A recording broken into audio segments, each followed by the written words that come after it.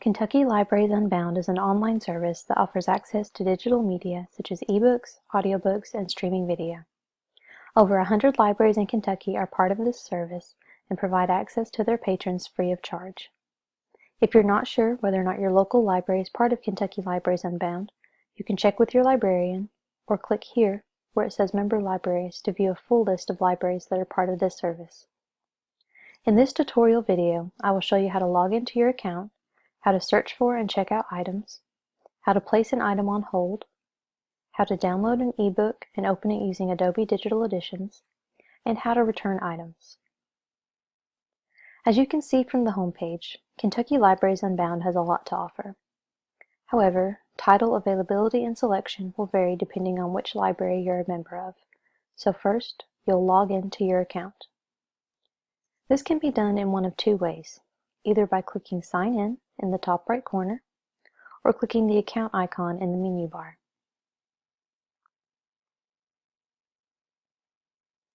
First, you select which library you're a member of.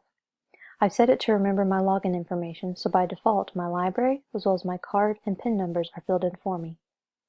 These login credentials are established when you first receive your library card.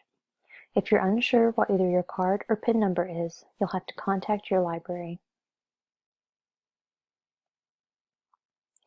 When you log in, you're directed to your bookshelf. This shows items that you have currently checked out and how much longer they'll be available to you. You can rate and return titles from this page as long as you haven't already downloaded items to your device, which I'll talk more about later in this video. You can view items you've put on hold, lists you've created and recommended titles, and adjust your account settings. You can select the lending period for each format. You can choose to display only certain kinds of content, and you can adjust the formatting of pages on the Kentucky Libraries Unbound website.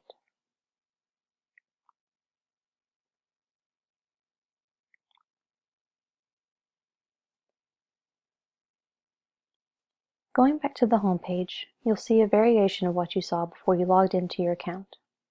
Now, only titles that are owned by the library you selected will be shown to you. You'll notice that in the corner of each cover image is an icon. This icon lets you know the format of that particular item, either audiobook or ebook. If you come across a title with an icon that's grayed out, this means that that title isn't available for checkout and will generally give you an option to place the item on hold. You'll notice that you can browse by genre in each of these, as well as view titles that are part of featured collections.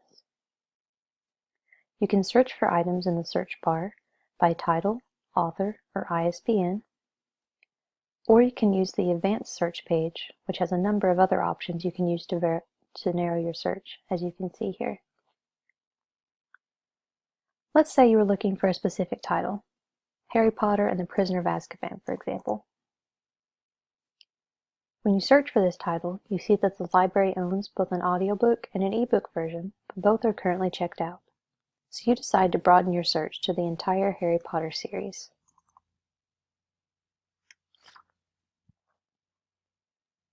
You can filter your search results in a number of ways: by format, availability, device, subject, etc. In this case, I'm only interested in titles in English, and for simplicity's sake, I only want to display available titles. So I'm going to filter these results by language, and then select Available Now. Now I can easily see that only 3 books in the Harry Potter series are available for checkout. When you click on an item, you'll see a summary of that item, title and author information, available formats, subjects, copy information, as well as the option to see or hear a sample. To borrow this book, I'll simply click the Borrow button, and the item has been added to my bookshelf.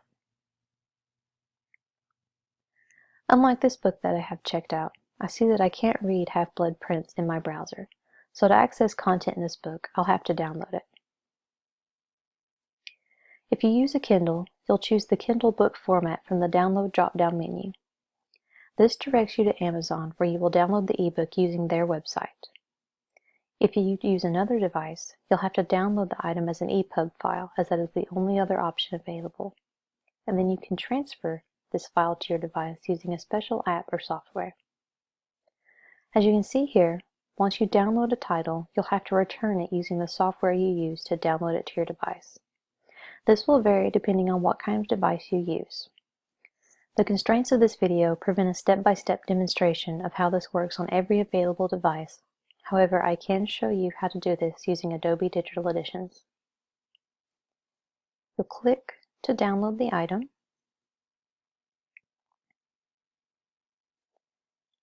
When it's finished, you can simply click to open, and Adobe Digital Editions will automatically fulfill the item. And the book is available on my computer to read, or I can transfer it to my device. Another way to add items to Adobe Digital Editions is to go to File and choose to Add to Library, and you can simply select the file that you want to add. On my borrowed shelf, I can see that I have 2 weeks to return this item. If I want to return it early, I simply right-click and select Return Borrowed Item and click Return. To return a title that I haven't downloaded, I can simply click the Return Title button and my item has been returned. Now, let's say you wanted to see all titles by Neil Gaiman that are available as audiobooks. Simply go to the Advanced Search page, type Neil Gaiman into the author field, and select all audiobooks from the All Formats drop-down menu.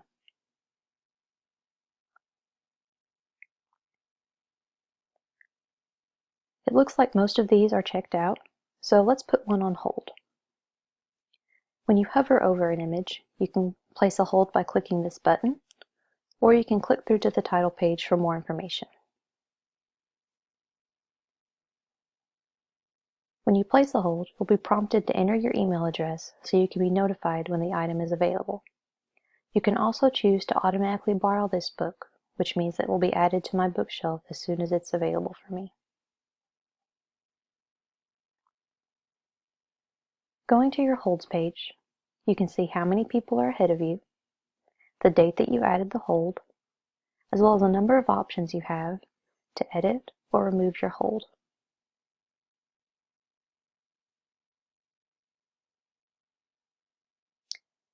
And that is how to use the Kentucky Libraries Unbound website. I hope this video has been helpful, and as always, if you need additional information or more help, you can go to the help page here in the main menu bar, or there's a link in the footer of the page here.